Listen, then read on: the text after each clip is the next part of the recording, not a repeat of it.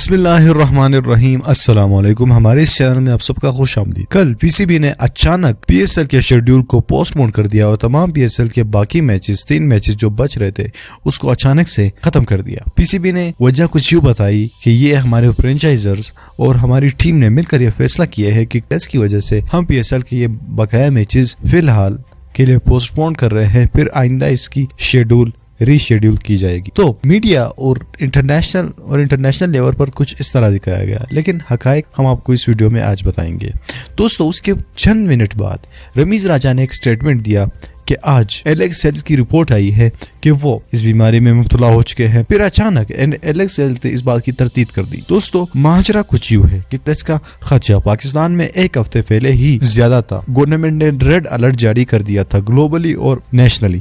اس کے بعد پی C B نے کچھ یوں فیصلہ کیا کہ ہم میچز کرائیں گے لیکن اسٹیڈیمز میں لوگ نہیں جائیں گے۔ تو یہ فیصلہ تو ٹھیک تھا، لیکن اچانک کچھ یوں فیصلہ کس طرح ہوا؟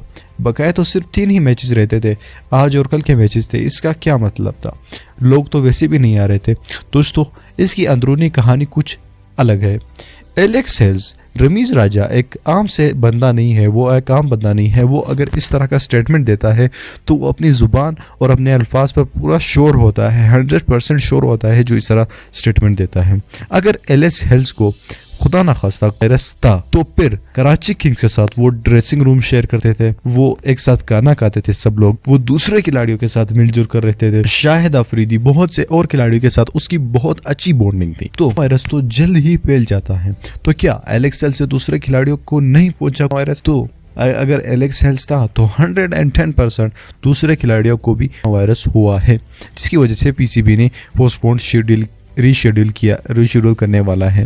تو ہم دعا کرتے ہیں کہ پی سی بی نے کسی اور وجہ سے یہ پی ایس ایل ری شیڈول کی ہو، لیکن اگر اس طرح کا کیس ہو تو ہم سب اب امید کرتے ہیں کہ یہ کھلاڑی جلد صحت یاب ہو جائے۔